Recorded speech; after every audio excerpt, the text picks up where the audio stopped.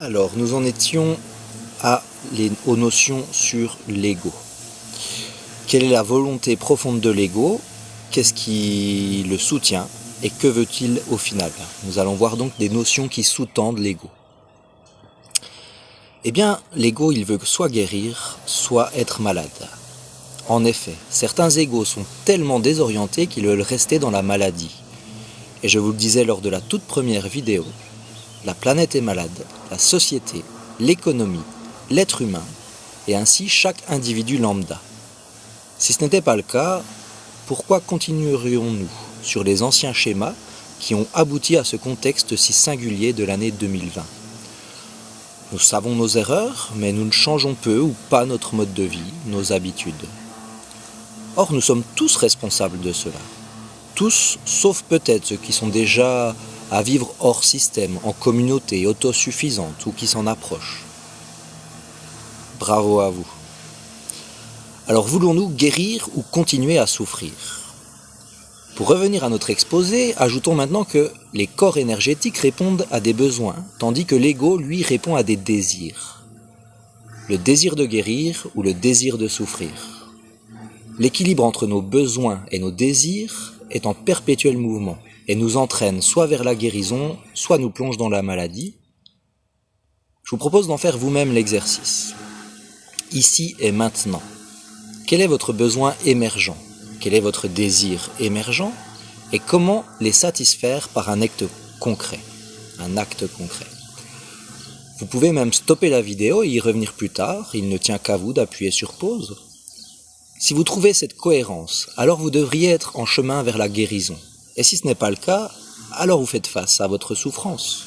Simple exemple, j'ai besoin de manger, j'ai envie de crêpes, je mange des crêpes, et je me sens bien. Pour mieux comprendre les désirs de l'ego, nous allons voir à présent deux pierres angulaires qui le soutiennent selon moi. Alors j'avais mis deux pierres de voûte à la base, mais il y a plus grand que l'ego encore, donc j'ai changé avec pierre angulaire.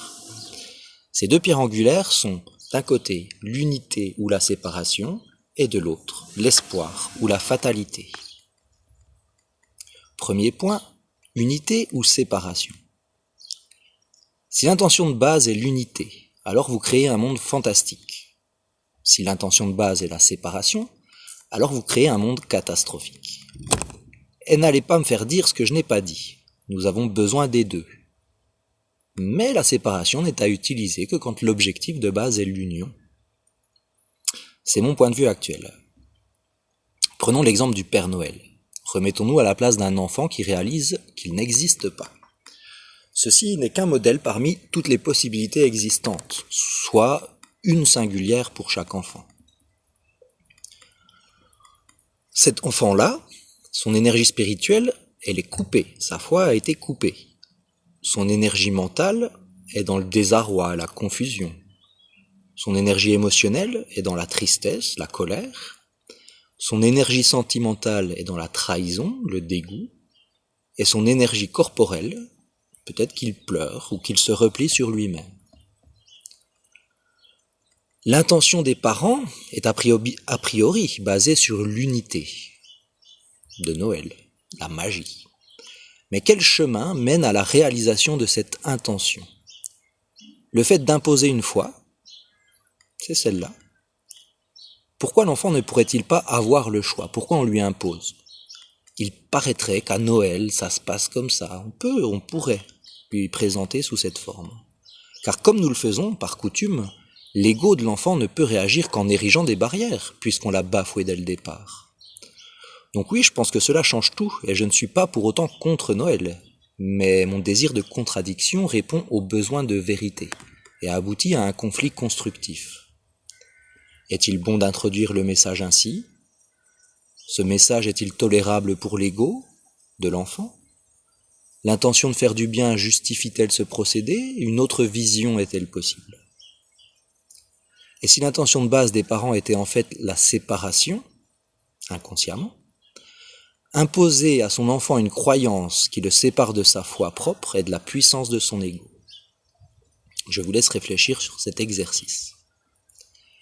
Car oui, Reprendre notre vie en main passe par la réflexion sur tout ce qui nous a construit, voire par la réfection de ce qui nous a construit, afin que nos enfants ne fassent pas les mêmes erreurs de société, et ce à l'échelle individuelle, économique, sociale et environnementale.